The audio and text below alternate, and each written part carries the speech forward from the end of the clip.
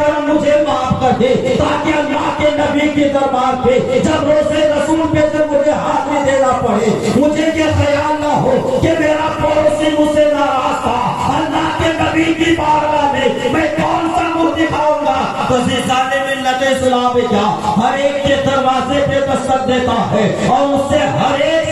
سے معافی طلب کرتا ہے، یہاں تک کہ حتیٰ کہ آدھی رات گزر جاتی ہے، محلے میں معافی مانگتے مانگتے آدھی رات گزر گئی، اور جب دیکھا کہ محلے کے باہر میں بغل میں ایک اور گھر ہے، کہا کہ اسے بھی جا کر کے دیکھا جائے، وہاں پہ دستک دیا جائے۔ جب ربیع بن سلیمان جب وہاں پہنچا ہے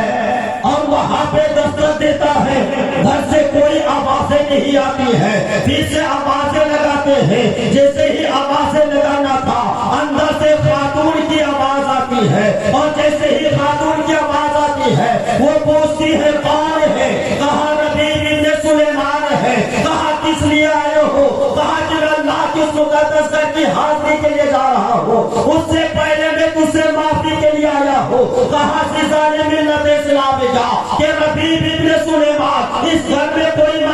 معافی دینے والا نہیں ہے، اس لیے کہ اس گھر میں کوئی مرد نہیں ہے، اس گھر میں صرف عورتیں ہیں، اس گھر میں جوان بیٹیاں ہیں۔ جب اس میں دستک لگائی گئی ہے، کہا کہ عزیزان ملت اسلام کا جیسے ہی اتنا کہا ہے ربیع بن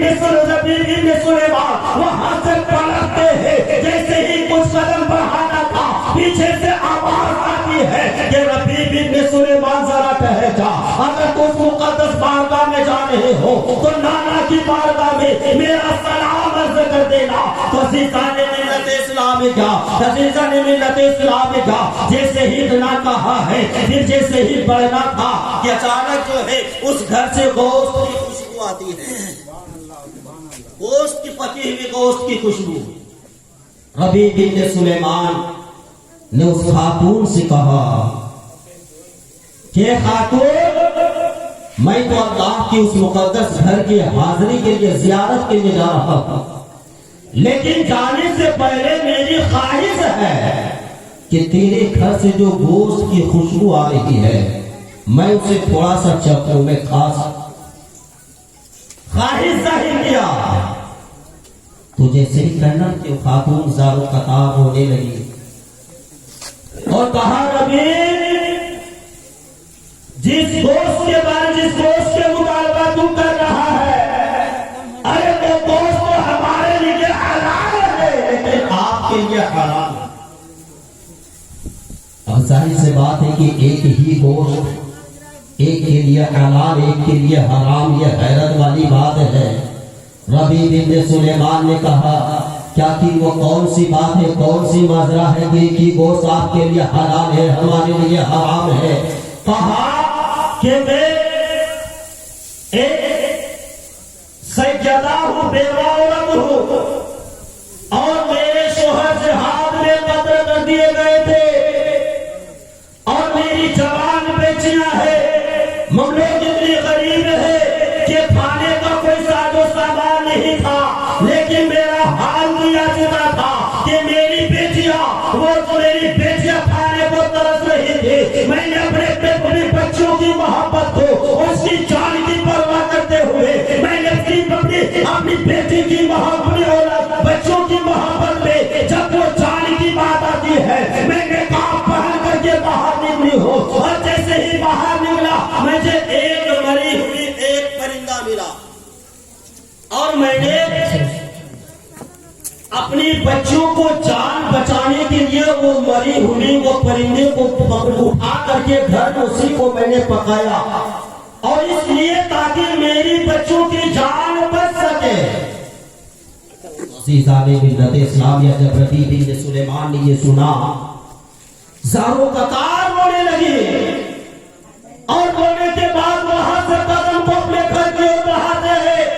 اور بڑھانے کے بعد جیسے ہی گھر گیا ہے اپنی بیوی سے کہتا ہے کہ میری جو سے محترمہ مجھے حج کے لیے ارادہ جو ہے بدل گیا ہے، اب تمام جتنے حج کا سامان خریدا सवारी खरीदी गई थी, तमाम को बेच दिया, तमाम रकम को एक मोटरी पे बांध करके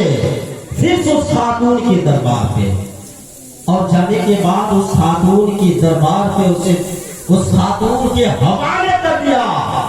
और कहा, खातून ये मेरे हज के महीने इकट्ठा किए तमाम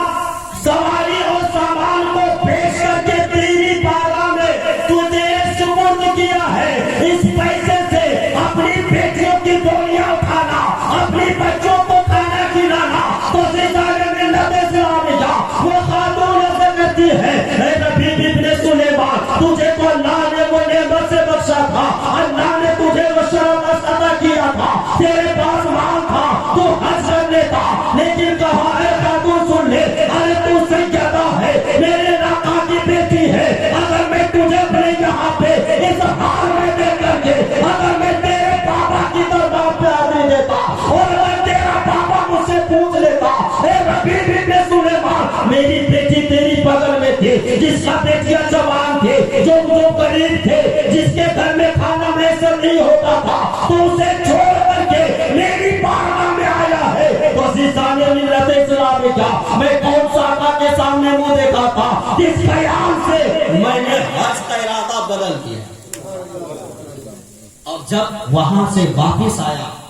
देखिए पूरे मोहल्ले में ये बात फैल गई कि ये वो हज के लिए जा रहा है। और